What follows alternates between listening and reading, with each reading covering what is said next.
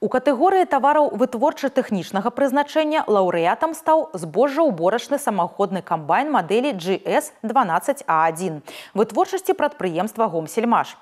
Дадзены камбайн выпускаецца з 2006 года і амаль за 20 гадоў на рынку паспеў сябе зарэкамендаваць як адзін з самых запатрабаваных мадэляў у лінейцы збожжаўборачнай тэхнікі. За ўвесь час выпушчана каля 26 тысяч адзінак. Паспяхова эксплуатуецца ў гаспадарках Беларусі и за межами краины.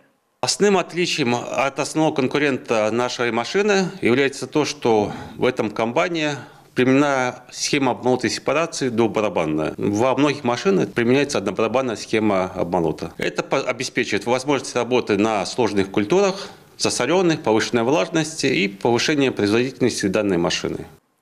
Таксама знака якасці ў катэгорыі харчовых тавараў удастоена суцэльнае згушчанае варонае малако з цукрам «Ягорка» Рагачоўскага малочна-кансервавага камбіната.